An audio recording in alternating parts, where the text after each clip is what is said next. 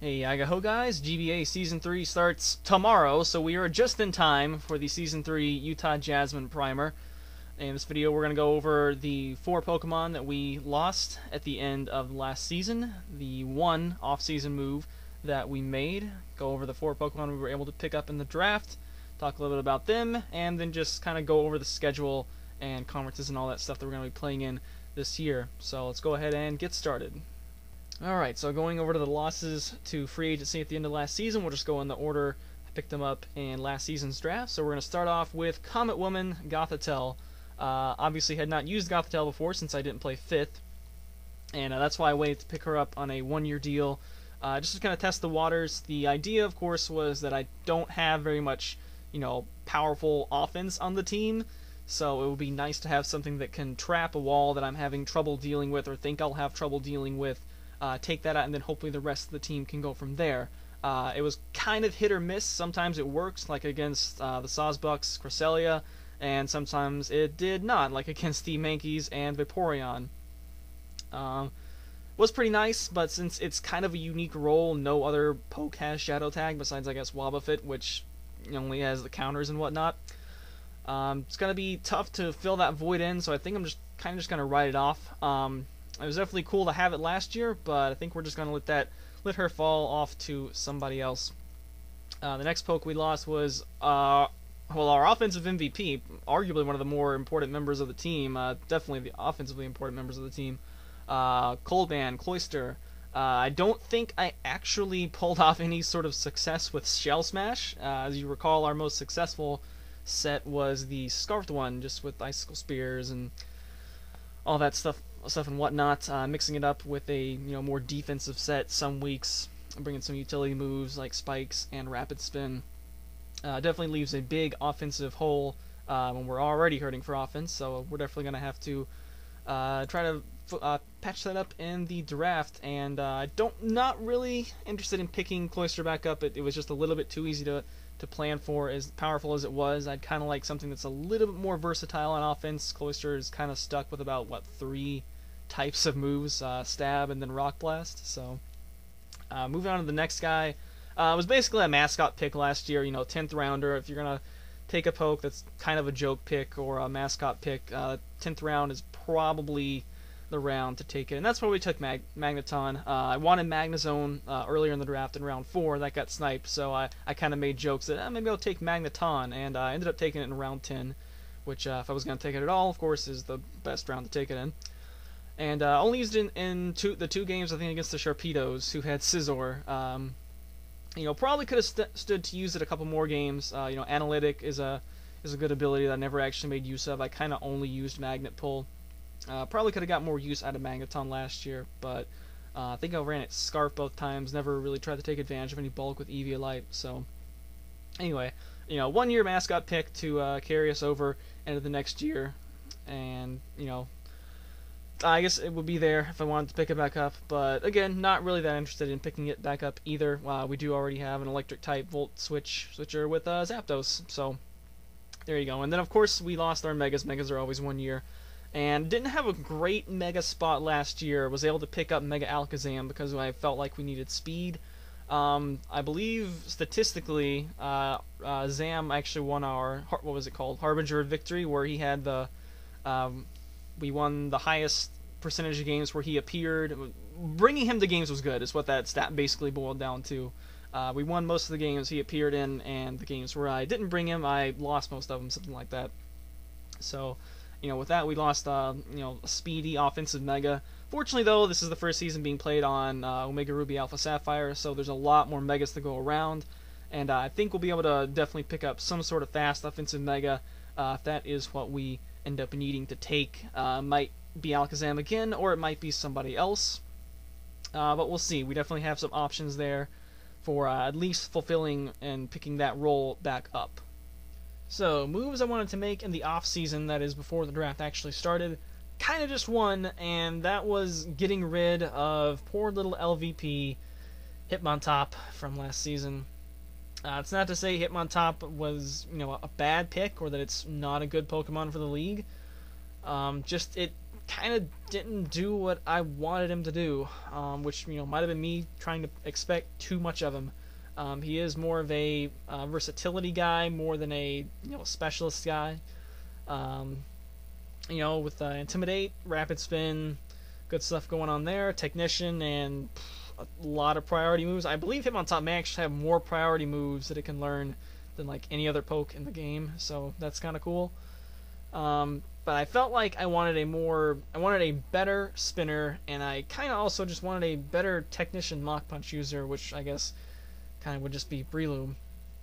And I guess just to kind of try to eliminate redundancy, I wanted to drop Hitmontop for something else, and then try to pick up other things from there. Whatever I wanted to trade for it, I wasn't really eyeing anything specifically. It was kind of more about me wanting to get rid of Hitmontop than actually acquire anything else. So it was pretty much just Hitmontop for anything that I thought was better, however I wanted to define that. So after shopping him around for a while, we got a bite from, oh goodness, that sounds like a terrible pun, a bite from the Sharpedo's owner, Tom, and he was willing to trade Ferrothorn, which I believe he picked up in Season 1 as a 3-year? Yeah, Season 1 as a 3-year. So it was just a simple 1 year for 1 year swap, and was pretty quickly ratified, I think. And so there we go. We got a new Steel type, which I drafted 2 last season, traded 1 away in the form of Steelix, and then lost 1 to free agency. So there you go. We make the management happy. They say every team needs a Steel type. In our case, we have a Steel type gym leader for a team owner, so we absolutely have to have a Steel type. I think it may actually be in the team bylaws that we are required to keep at least 1 Steel type on contract at all times. And Ferrothorn, only a 1-year deal. Never actually used him before, but I always just assume he's like a better Fortress, despite not being able to Rapid Spin and do some of the other nice things that Fortress can do. His typing is arguably better, as it affords him a couple extra resistances to some stuff. Loses a couple resistance though. Weak to big weakness to fire as well as fighting. But we do have Suicune and Zapdos as our first 2 picks from last year. Kind of helps to patch those up a little bit. And also he's just really fat on the special side as well. Like, that's the thing with Fortress, is that Fortress kind of dies to any special fire hit, especially. Ferrothorn can be easily made especially defensive, and he can just live hidden power fires. So, it's kind of nice when you don't have to fear, a hidden power knocking you out, even though you have a 4x weakness to it. Certainly a super strong one still would, but yeah, so another nice thing that we gained with Ferrothorn was we lost our capacity to set up spikes when we lost Cloyster. So I feel like, at least for me, I definitely want the ability to set up spikes. Even if I don't bring it every week, I like the ability to at least threaten it. I think pretty much every team needs a form of Stealth Rock, at least, something that can potentially use it, even if you don't bring it every week. Spike's not necessarily also the case, but given that we kind of have a more bulkier team that I like to force a lot of switches, Hazard Stack and force a lot of switches is kind of how I like to go about things, so it definitely helps out if you got something that can actually set up spikes. Doesn't get toxic spikes, but regular spikes hopefully will be sufficient anyway. Another side thing that, I don't know, maybe happened for some people is kind of gave the illusion that maybe I was going to try to go for a full stall team with this draft and try to get stuff like Fable and whatnot, which was not the case. And given that I had the 4th overall pick and planned to pick some offense for there, it wasn't going to be a farce I'd be able to keep up for very long. But anyway, at least the thought was there. Only a 1-year deal, so we'll see what he can do. If he doesn't quite pan out, then we do have free agency back this year. So I don't know. Be interested in using him, seeing what he can do. First time with him, Iron Barbs is certainly an annoying ability. Just getting that extra damage on there. Rocky Helmet or Leftovers. Leech Seed, which Fortress doesn't have. I don't know why this thing doesn't learn Rapid Spin. I feel like every poke that learns Gyro Ball should be able to learn Rapid Spin, because Gyro Ball, read the attack description. It's literally just the poke spins around really fast. That sounds like Rapid Spin to me, right? Nope, it's Gyro Ball. But it does have one of the strongest gyro balls in the game, just by being, stab and super slow. So it's pretty cool. Yeah, looking forward to seeing what Needleman is going to do for us. Alright, moving on into the draft proper. If I had to sum up what I wanted out of this draft in one word, it would be offense. Kind of part of a 2-year plan where last year I wanted to get all my defensive pieces, because last year we had 4 3-year picks. I wanted to get all of those as defensive picks so they would all be together in terms of contract length, knowing full well that waiting until round 5 to start picking offensive stuff, all the good stuff is going to be gone. So this was the year where I was going to try to shore up some of the offensive presence on the team, and that's exactly what I was going to go after in round 1, which is the best available offensive thing out there. Main targets being Hydreigon and Breloom. I had the 4th overall pick thanks to Kyle leaving the league, which otherwise would have had the 5th overall pick. I was pretty sure Terrakion was going to go already, which it did. Not that I really want to use Terrakion, but at the very least it would be good trade bait for something else. I felt like Hydreigon would probably be there. Breloom would probably be there. Both of those were my top 2 considerations. Hydreigon, obviously more versatile, hits on the special side, but also has decent special attack, or also has decent physical attack.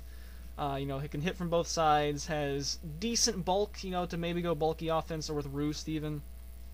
Whereas Breloom gets that Technician Mach Punch that I got rid of when I traded Hitmontop, does it a lot better than Hitmontop, and also has access to Spore and other nice things like Bullet Seed.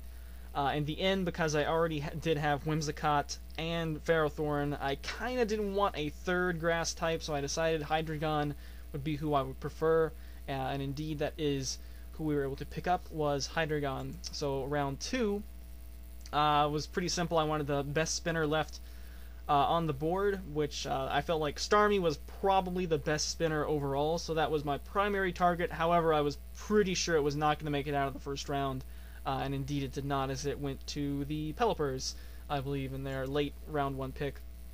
But Donphan was still there. Donphan was actually who I originally wanted on the team last year in the 4th round, and probably should have traded my 4th round pick to Kyle in the Grambles to try see if I could get Donphan back then instead of the regret pick of Steelix.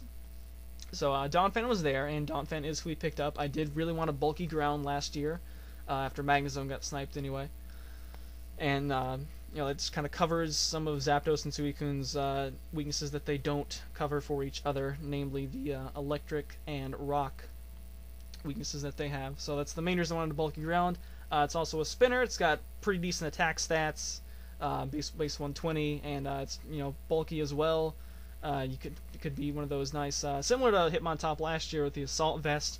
Rapid Spin's of course still in attack, so it can do that. It can lay rocks. Also has access to knockoff. I did play against it twice last year, so it's cool.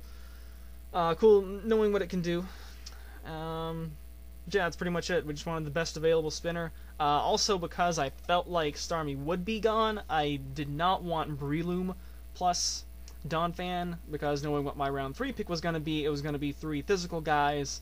So that was also a contributing factor to wanting to get Hydreigon being a more predominant special attacker.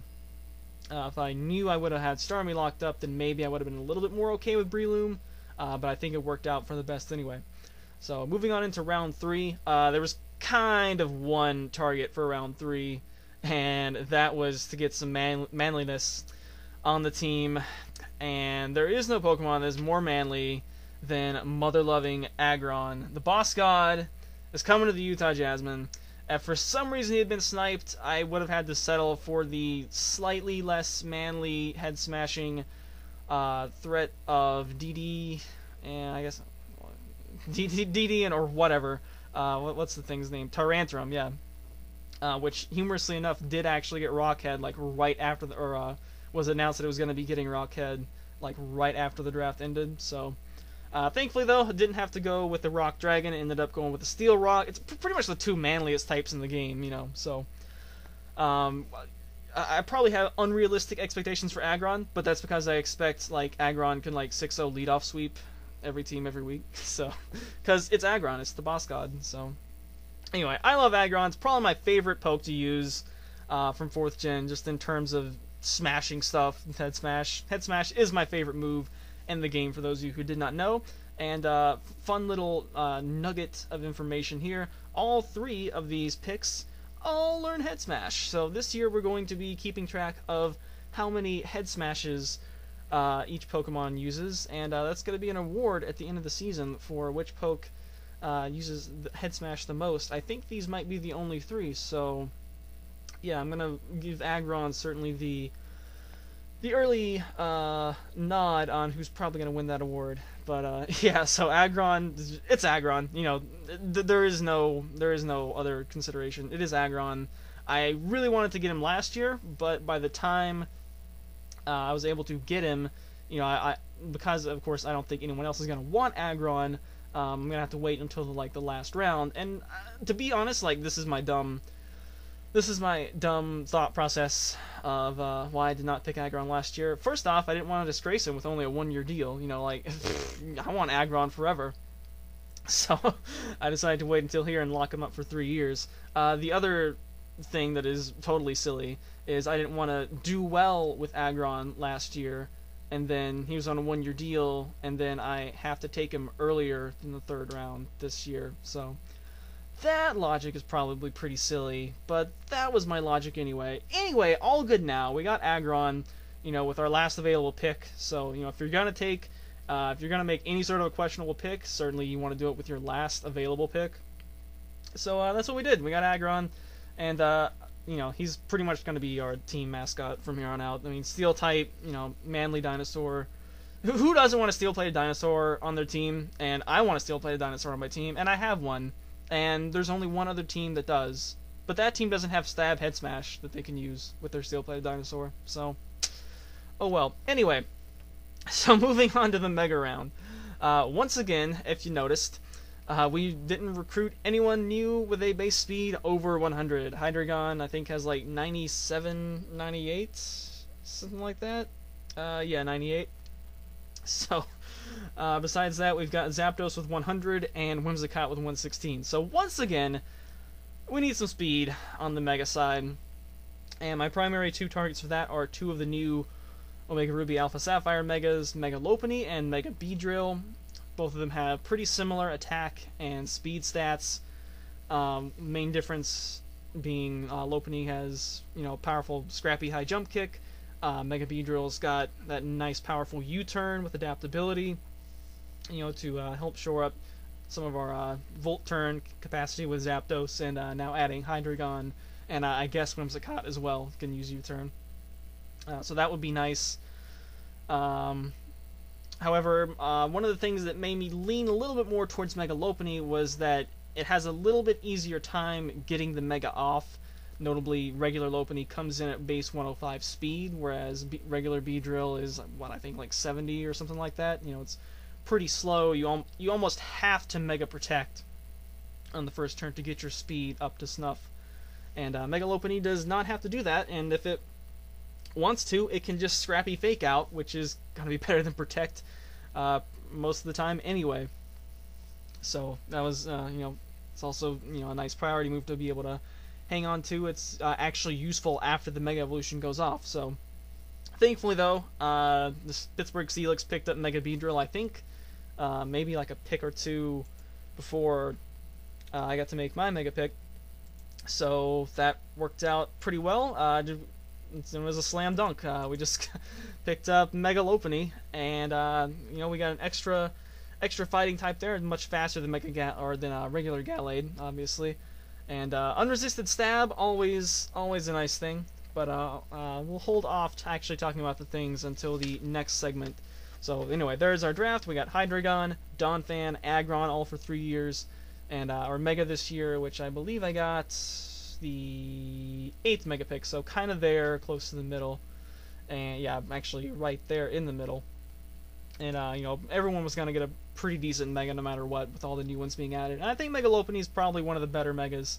Definitely brings some much needed power to the team with high jump kick that hits ghost types. Pretty sweet. So anyway, let's move on into the individual talks about the new additions. Alright, some of this is probably going to end up being a little redundant because I couldn't hold myself back last time, but we're going to go over it in a little bit more detail, our 4 new team members we picked up in the draft. So first off, coming in from the intro boss from Mega Man X4 is Aggron, the Hydreigon. intro boss is kind of a joke in Mega Man X4, but Hydreigon hopefully is not going to be a joke. It's definitely powerful on both sides offensively with 105 and 125 attack and special attack, respectively. You know, can fire off nice chunky Draco meteors and stuff, and then can still, you know, U-turn out, which I believe it's the only pseudo-legend dragon anyway. Yeah, pretty sure it's the only pseudo-legend that gets U-turn, so that's very nice. You know, you can drop a Draco and then still hit on the physical side as well. Also, it's got a dark typing, which was desirable because, you know, knockoff is a thing. So having, that's, you know, something we did not have last year. Dark obviously resist knockoff, and pretty nice. Also, I did not have a dragon type on the team previously. So we also get that, and I think I already mentioned it's got, you know, pretty decent bulk, not the best. You know, not quite pixie bulk, but it does have access to roost. And, you know, it does not roost into a ground immunity because it does not have an actual fly, or losing its ground immunity, I should say, in that it does not have an actual flying type to lose. It still retains its ground immunity with levitate. The other kind of nice thing was, yes, it does have a 4x weakness, as most of the pseudo-legends do, but the big difference there is that there is no hidden power for its 4x weakness, as there is no hidden power fairy. You know, some of the other ones you can always, you know, tech HP Ice for Salamence or Dragonite, or HP Ground for Heatran, which is an actual legendary, not pseudo-legendary, but, you know, teching hidden powers, yeah, is a very powerful thing with GBA, and you cannot tech a 4x effective hidden power for Hydreigon. You can go HP Ice, you can go HP Fighting, you know, a couple of other ones, but there is no HP Fairy, so I felt like that was a pretty good thing to have. If you're going to have a 4x weakness, have it not be of type that you can get with hidden power. Next up, reaching into the fan games for this one had to be a bit of a stretch. I think I did LP this game. Rocco-chan brings us Rolling Man, the Dawn fan. And this is, of course, going to be our replacement spinner, primary spinner for Hitmontop, and also for the departed Cloyster. I definitely did want a spinner, not a defogger, as I do enjoy, you know, trying to hazard stack to some extent. I know some teams don't necessarily mind whether they have a spinner or defogger. I definitely wanted a spinner. Defog is great and all, but I think I would rather have a spinner, especially when I do have Mega Lopunny, which has Scrappy to kind of smash some ghost types, and I also got a nice dark type in the form of Hydreigon. Another thing that Donphan provides is a Stealth Rock user, so you know, that actually makes our third user of Stealth Rock so far, with Chansey and Ferrothorn, and now we also have this guy. Last season I believe we had Chansey as the only Stealth Rock user, so already we're at 3, so that's pretty nice. It's got a nice chunky base 120 attack stat, and actually has a pretty good offensive physical move pool. Seed Bomb, you know, of course it's got the, you know, standard Stonequake coverage. It's got several other nice physical moves you can get with tutors and whatnot. And of course it's also solid defensively, and has a nice priority Ice Shard, albeit not getting stab on it like Cloyster did. It's always nice to pull that out. Sturdy, of course, is a great ability. You know, it's you can pull some games out of the bag if you're getting swept by something with a nice built-in focus sash. So I definitely like Donphan a lot. Again, I really wanted it last year, and I think it is. I think it's going to do well. I'm glad it finally has a home for us here on the Utah Jasmine. And moving on into the pick, I was oh goodness, I was so happy to get Aggron. This shouldn't even be an Aggron picture. It should just be a picture of Head Smash just ensorcelled some way. Aggron, I love Aggron. Still play a dinosaur. It's another steel type, you know, along with Ferrothorn. So again, upper management being very happy about that. It's Aggron. You know, do I need to post the poster again?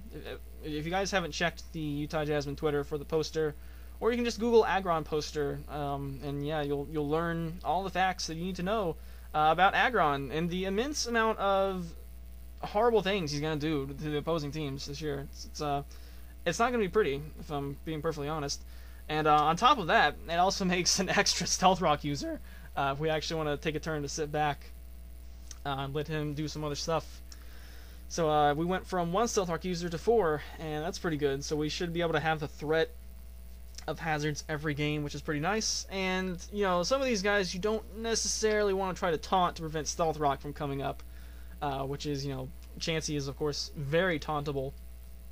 Ferrothorn's still pretty tauntable. Donphan and Aggron, not so much something you want to be casually throwing a taunt out, as you might just get head smashed into oblivion. You never know. Anyway, moving on from the most manly Pokemon in the game to a Pokemon that is very not manly, but can definitely still kick some butt. We have from the Mega Man Legends series, Yuna, the now Mega Lopunny. I have used it as a regular Lopunny before, but of course we're going to be using it as the Mega in GBA, as that of course what you have to do.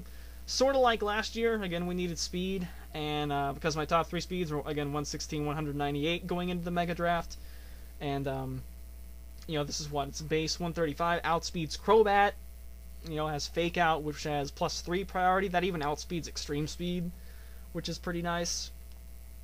And unresisted stab, of course, normal fighting with the Scrappy ability. You know, I mean, the only thing is that Scrappy could potentially be useless if they have no ghost types, but you know, it's all right. It's there when we need it, and if it's not, then well, they don't have a ghost type. So cool. We have I guess that's cool, because then they have nothing to block spin, so that helps. Also, unlike Beedrill, it has pretty decent bulk all around. Mega Beedrill's got some decent special bulk, but physically it's got the defense of a wet tissue paper, so it also gets access to Cosmic Power, which is new this generation, so you know, we could maybe even make some bulky sets with that, and you know, that's always something I'm looking to do. Yeah, it's got its stab move. Not only does it have, what is it, 136 attack, it's got powerful stab moves to back it up. It's got 102 with return. I think does it get double edge? Doesn't matter. We're just use return anyway. And also 130 with high jump kick. Assuming we can land them all. I'm pretty sure the subtitle for this season is going to be the Head Smash Adventure, with the subtitle of the subtitle being plus high jump kick shenanigans. So, you know, we're going to see how many high jump kicks and head smashes we can land. That's probably going to dictate how the season's going to go. Also, another thing I like, unlike Mega Beedrill, which again kind of has to make that Mega Protect, you can either come in and get the Fake Out, or Power Up Punch, which of course they again can't switch in a Ghost on. So, you know, if Power Up Punch is enough to get the kill, which with 135 or 136 attack very well could be, you know, you can pick something off with that, or if they switch out to something else, you still get a +1 and you get some chip damage on there. So I think it's a pretty decent user of Power Up Punch. Definitely a lot of offensive sets we could run, and who knows, maybe we'll even throw some sort of a bulky one out there, which is something I was not really able to do with Alakazam last year. So overall, very excited for this thing. Looking forward to see what it's going to do. Okay, now that I pretty much just told you the same stuff twice, let me actually say some stuff that is new. So we have debuting for the first time ever, this is the first time ever been seen by public eyes, the new alternate logo for the Utah Jasmine in Season 3. As you may or may not know, the real-life Utah Jazz have 2 logos, one of which is a music note logo, and the other is a mountain-like logo.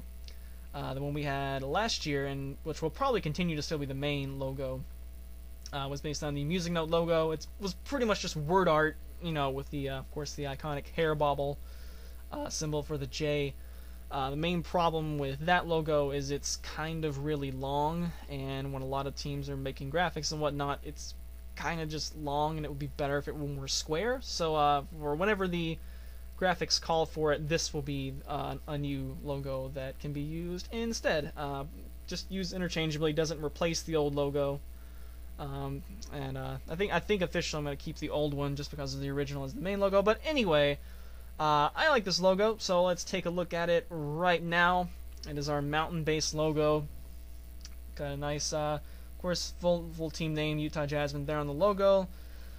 Little Pokeball design on the bottom below the word, and of course the mountain there. And who's there? Whose mountain is this? This is Aggron's mountain. He built this, and this is his mountain. If you guys didn't know, Aggron claims not like one peak, not like one little, you know, grove or whatever. No, Aggron claims the entire mountain. An entire mountain is the territory of just one Aggron. wow. Steel-plated dinosaur. That whole mountain, he built that, and that is his mountain. He will, if there's natural disasters, mudslides, or whatever, he will even, like, spruce up his mountain. Just, to help the environment and stuff. Just, what an amazing Pokemon. And so that's why Aggron is very prominently featured on our logo, because he is going to tend to this mountain and care for this mountain, because this is his mountain. He built this, and this is his mountain. So anyway, that's the logo. I enjoy it, if only because it has an Aggron on it. So it kind of makes it, like, infinitely better than the other logo, because the other logo does not have an Aggron on it. But anyway, so moving on into the schedule and whatnot, and putting Aggron aside for the time being anyway. Let's take a look at our Silver Division. This season we added 4 new teams, dropped 2, so that brought us up to a total of 16 teams, which is probably where we're going to stay. I don't really think we can expand much beyond that without making stuff really weird. But what this does let us do is divide into 4 divisions of 4 teams each, which is going to make things all swell and good, much easier to figure out the schedule and whatnot than it was last year, where we had to have like a 2-hour call to figure the thing out. Anyway, as you can see here, here's the 4 teams in the division. We have the Pittsburgh Steelix, coached by Joseph A.K. Swagaliff. I believe his games are going to go up on the GBA channel now, as he kind of closed down his own channel. We have us, the Cleveland Cavaliers, Nexus, and newcomer team. What is your name? Adam? Yes, I got it right. Your actual name is Adam, but you can call him whatever name that starts with A you want. Adrian, Andy, Aziz are usually my top 3. Besides Adam, TNA TV1. I'm not sure what the 1 stands for. But theoretically, there's a TNA TNT. No, that's an actual TV station. And TNA TV2. Theoretically, there's one of those out there. But this is whatever. Anyway, the Anaheim Mighty Ducklets is what his team is, and you'll notice there are numbers there. The way we did this was basically within each division there is seeding, and I'll explain what the seeding kind of worked out to and meant in a moment, but obviously Joe, being the only team that made the playoffs among these 4 and the last season, gets that number 1 seed. Myself kind of finished in the middle of the pack, so I'm at number 2, and then Nexus finished, well, among returning teams, he finished dead last, so since Kyle quit. So he gets the 3 seed, and that is because we decided to reserve all of the 4 seeds for the 4 incoming teams who kind of got majorly disadvantaged in the expansion draft. So, definitely root for those expansion teams, because they're going to have a hard time of it this year. So any kind of excellence they get to show off is going to be pretty cool to see. I think everyone should probably be rooting for expansion teams. Whenever possible, if you have no other vested interest anyway. You can, of course, check the main GBA channel if you want more information on that, GBA Twitter, all that stuff. Descriptions, there's going to be links, as you might expect. So definitely go and look at that thing and click all the links. Click them all. They're all good. So let's look at the actual schedule here, and rather than actually go in and talk about each individual team, I'm going to let you guys do that on your own time if you want. You can go and check out on the main GBA channel. I think, yeah, all these teams, it was everyone except the New York Yankees, but we don't play them, so who cares? You can go and check coach interviews with myself, as well as all the teams you see here, and see what's on their teams, get to know them a little bit more. Interviews conducted by our wonderful analyst, Chris. We would be pretty sunk without him. He's pretty great. So definitely go and watch those videos. Some of them can be a little bit long, but space them out if you haven't watched them already, which I assume most of you actually already have. So anyway, yeah, week 1 is actually going to go up in a day or 2, so stay tuned for that, against the probable preseason number 1, despite not being seeded number 1, since Gubbs made it further in the playoffs, and he is also in the blue division. Anyway, also for, you can look, if you want to see what the other divisions look like, again, there's the GBA channel has that. I think there's a conference breakdown that Nick Superblaw did, and of course there's websites, Excel sheets, all that good stuff that if you poke around the GBA channel and GBA Twitter, you can find lots of good stuff. So instead, I kind of just want to talk about how the schedule got made out here, as I was kind of the one who made it, so I feel obliged to kind of talk about it. I will also say that Johto Conference is where we wanted to stay. I think the conferences mostly stayed the same, except the Sawsbucks and Nidokings switched, Kanto and Johto. So Sawsbucks now being in the Johto Conference, Nidokings now being, I think, back in the Kanto Conference where they were Season 1. And I kind of had to have my way and be in the Silver Division because I played Silver when I was 10 or 11 or whatever. So I got my way with that since I was the one who kind of made the schedule. Anyway, so the way you can see the schedule works, you do a round robin within your division. So each of the teams in your division you play twice over the course of the year. You can see it kind of breaks nicely into two halves for the season. We did 12 weeks this year because 14. Some of the teams, myself included, kind of felt like 14 was just a bit too much, a little too taxing. I mean, when you consider 12 weeks as already 3 months. Pokemon that you're going to be playing in the regular season, not before playoffs even happen, which is going to be another month.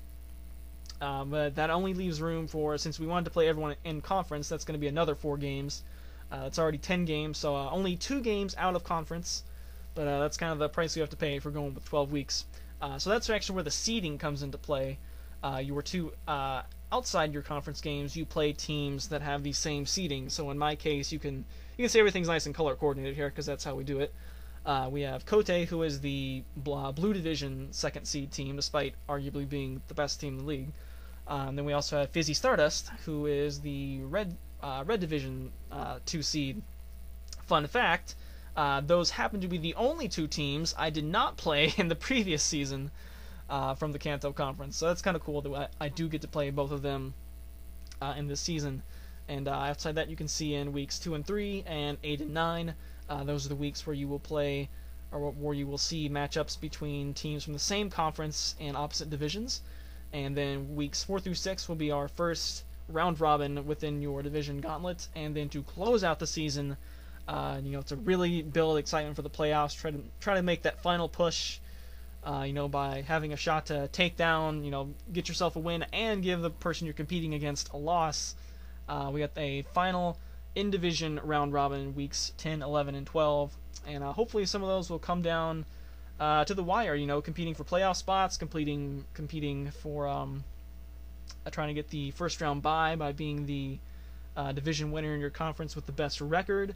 I'm pretty sure the way the playoffs will work, where if you win your division, you're in the playoffs kind of regardless. So if your division just sucks, like you're the NFC South or something like that, well, okay, you win a sucky division, you're probably not going to get the first round bye, but at least you still make it into the playoffs. So just either win your division, or if you didn't win your division, but you have the next best record in your conference among people who did not win the division, then you will also be able to get into the wild card round. So there is still some incentive to try to play in for the first round bye. Try to keep you playing hard. And I think it should be a good season. Hopefully this will be the prototype for the rest of the seasons going forward with 16 teams. I think this works out pretty well. If we ever did decide to go back to 14 games, it would be just a matter of adding 2 more non-conference games into the mix. But I like this. I think it works out well. Again, I kind of made the schedule system, so I'm kind of obliged to say that and biased, but oh well. These are teams we're going to be playing. We don't play several teams, actually. If you don't see them on here, we will, well, it'll be, let's see, it'll be the other, how many? The other 6 Kanto Conference teams. We will only be able to meet in the finals if we get to play them at all. So, so some of the people we played last year in the Kanto Conference, we actually, none of the people we played last year in the Kanto Conference, barring the Sawsbucks who switched to Johto, we will not be able to play. And we also will not have a repeat of the game versus the Nidokings that was the infamous 6-6 timeout that actually led us to having some rules changed. And I hope you guys like timeouts, because I'm not going to say which one, but I believe there will be a timeout game in week 1 for those of you who enjoy that sort of thing, like myself, to enjoy. But anyway, I guess this has dragged on long enough. Again, season starts in a day or 2, so I hope you guys are as excited as I am, ready to get back to playing, ready to get back to planning, breeding, all the stuff that we like to do here. And that's going to be it for now. Stay tuned. Hopefully, I'm going to try to have games up every Sunday as best I can for you guys to enjoy. And also make sure to check out the new GBA channel, which this is going to be the first season. It's going to be up and operational for the main league. It had pretty good success with the D League in the off-season, so definitely looking forward to seeing that keep going. WordPress, I think, is going to be getting updated as well. We got better Excel sheets this year, more stats, all sorts of good stuff. Lots of stuff to look forward to. See you guys for week 1 against Kote. Looking forward to this season. Later days.